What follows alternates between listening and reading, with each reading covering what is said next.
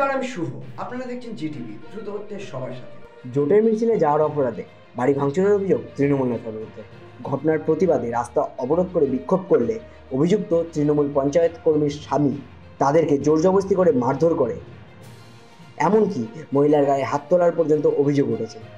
আমি কালকে ওই শেখপাড়ার ছিল, ওই মিছিল ছিল, সেলিমের সভা, হ্যাঁ সেলিম সভা মিছিল ছিল, যে সেই মিছিলে আসে চলো আমার স্বামী।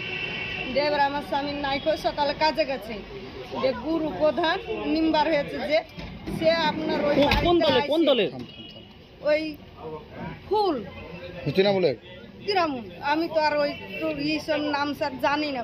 ওই ফুল পার্টি আইছে আমার বাড়ি ঘর ভাঙে, কানে দোকানের একটা সুন্দর বালি ছিল, কানে ছিঁড়ে দিয়েছে, আর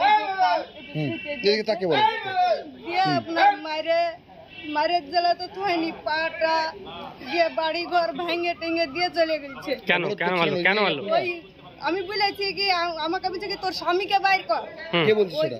গুরু বলছে তোর স্বামীকে বাইর কর। দামছে আমার স্বামী তো নাই, কাজে গেছে, আমার স্বামীর কি দরকার, আমাকে বললেন আমি আছি।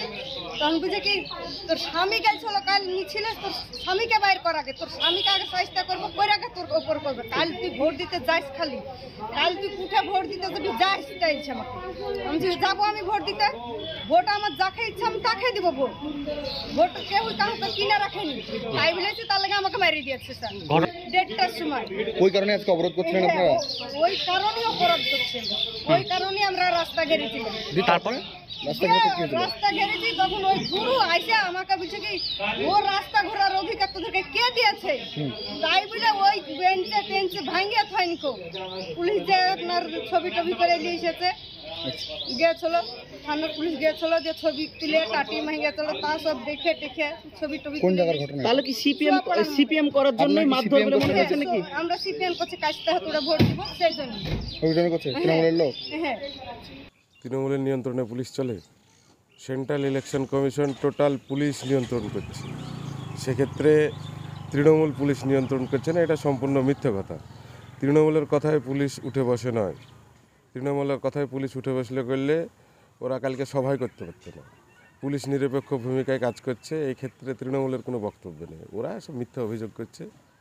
এটাই অভিযোগ করছে, এটা তো তাদের পূর্বের পরিকল্পিত সন্ত্রাস। আমরা তো আজ থেকে না, 34 বছর সিপিআইএমের সন্ত্রাস দেখেছি। সিপিএমের সন্ত্রাস দেখার পর আজকে নতুন করে আবার দেখতে হচ্ছে যে কংগ্রেস পার্টিটাকে সিপিএম পার্টির সঙ্গে মিশিয়ে দিয়ে কংগ্রেসটাও সিপিএমের সন্ত্রাসের সঙ্গে সামিল হচ্ছে। আমরা শেষ মুহূর্তে আজকে ভোটের প্রচারের লাস্ট দিন কে কোথায় তৃণমূল কংগ্রেসকে জিতানোর জন্য লড়াই করছে, আর এই জায়গায় দাঁড়িয়ে এইসব ছোটোখাটো তৃণমূল কংগ্রেস, এই কংগ্রেস সিপিএমের যে জোট, এই জোটকে আমরা পাত্তাই দিচ্ছি না, ওদের সঙ্গে ঝামেলা করার আমাদের কোনো ইচ্ছাই নাই। কে মারধর করেছে? আমি যতটুকু শুনলাম, আমি যতটুকু দেখলাম, সেটা হচ্ছে ওখানে বিনা কারণে রাস্তা অবরোধ করা হয়েছিল। শেখপাড়া মোল্লাডাঙ্গা রাজ্য সড়ক অবরোধ করে সাধারণ মানুষকে কষ্ট দেওয়া হয়েছিল, আর সেই অবরোধ তুলে দিয়েছে এলাকার সাধারণ মানুষ। গুরু একজন সাধারণ মানুষ, ও সাধারণ মানুষের হয়ে লড়াই করেছে। রাস্তা অবরোধ কিসের? সিপিএমের কালচার আবার ফিরিয়ে নিয়ে আসার। এই কংগ্রেস সিপিএম জোট হয়েছে বলে আবার সেই কালচার, আবার অবরোধ, আবার রাস্তা অবরোধ, আবার ধর্মঘট, ওই রাজনীতি পশ্চিমবঙ্গে চলবে না। মমতা বন্দ্যোপাধ্যায় রুখে দিয়েছে, সাধারণ মানুষের প্রতিবাদ করবে। আপনারা এতক্ষণ দেখছিলেন জিটিভি, দ্রুত হচ্ছে সবার সাথে। জিটিভির আরও নতুন নতুন খবরে আপডেট পেতে এক্ষুনি লগ ইন করুন www.gtblivenews.com।